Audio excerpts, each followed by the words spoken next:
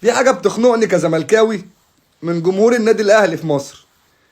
كل لما ياخدوا بطولة ما يعديش 24 ساعة ويقول لك احنا عايزين التانية، دايما هم بيفكروا في البطولة اللي بعد كده. وانا اسف لجمهور الزمالك واسف لجمهور النادي الاهلي اللي انا استخدمت الكوبليه ده في بداية الفيديو.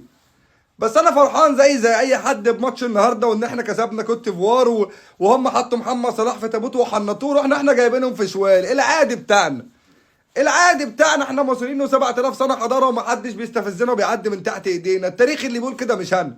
لعبنا كوت ديفوار دي قبل الماتش ده 11 ماتش، كسبنا 10 وهم كسبوا واحد، واللي كسبوه كان في دور المجموعات. والنهارده بقى الماتش ال 11 المكسب لينا وهم واحد، يعني 11 واحد احنا مش شايفينهم. حرك شفايفك عشان مش شايفك. بس انا كابتن حسام حسن فرحان بيك وفرحان باللعيبه. بس انا كل البطوله دي كوم، والماتش اللي جاي بتاع السنغال بالنسبه لي وبالنسبه لاي حد في الشعب المصري كوم تاني. الماتش اللي جاي ده اللي هيحدد اذا كنت انت يا كابتن حسام حسن ولاعيبتك تستاهلوا الدعم وتستاهلوا ان احنا كلنا كشعب مصري نقف وراكم ولا لا. عايزين ننزل ونتفرج على الرجوله وعلى البطوله من لعيبه منتخب مصر. احنا عندنا لعيبه، احنا النهارده بنتفرج مش مصدقين ان احنا شايفينكم. يعني واحد زي امام عاشور ده عليه وش رجل مزيكا، واحد زي رامي ربيعه ده وحش الملعب، ياسر ابراهيم ده وحش، محمد الشناوي ده اسد. كل لعيبه منتخب مصر، عمر مرموش وفتوح، كل اللعيبه مفيش اي خطا ولا اي حاجه زعلتنا منهم.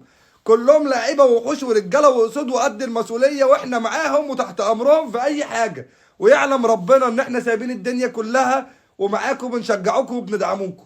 بس ماتش السنغال بالنسبه لنا حياه او موت. الفرقه دي اللي مخرجانا وخدتنا مره رايح ومره جاي على حسب ما اتذكر يعني. ففي غل هنا من جوه مننا احنا كشعب مصري من الفرقه دي. وانت بتلعب باسم مصر وحاسس بينا كابتن حسام، شايفينك واقف على الخط شايل مسؤوليه بلد، قلقان ومتوتر وعايز تفرحنا احنا كشعب مصر. فبما انك انت حاسس بينا يبقى انت عارف يعني ايه منتخب السنغال وقوه منتخب السنغال. بس احنا مفيش حد اقوى مننا. الماتش اللي جاي احنا عايزين نشوف ملحمه، ملحمه تقول للقاره الافريقيه ان الملك عاد من جديد. المنتخب المصري عاد من جديد. منتخب المصري على حق ربنا بقياده كابتن حسام حسن العميد رجع من جديد. احنا بنحبك وبندعمك وواقفين في ظهرك وواقفين في ظهر اللعيبه وتحت امرك في اي حاجه. ودلوقتي ولا فيها اهلي ولا فيها زمالك، احنا الاتنين في خندق واحد مع بعض. فبالله عليكم يا رجاله، بالله عليكم الماتش اللي جاي تنزلوه وحوش، وحوش تخلصوا الماتش ده من الشوط الاول، تثبتوا لهم بجد ان منتخب مصر راجع من جديد.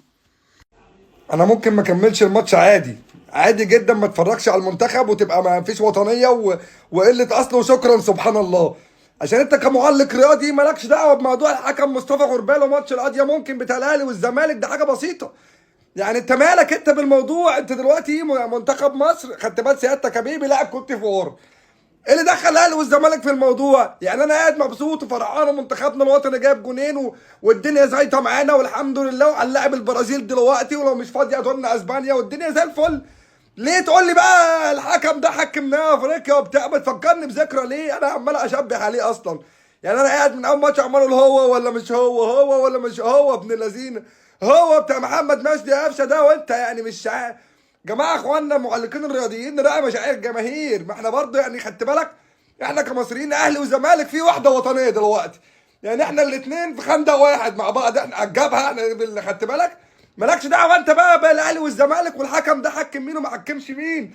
ما تتعبناش يا عم، عيب. احرجتني في وسط الناس واحنا قاعدين، عيب. ناس ضيوف عندي، ما ينفعش يبقى كده. عايز اكمل الماتش.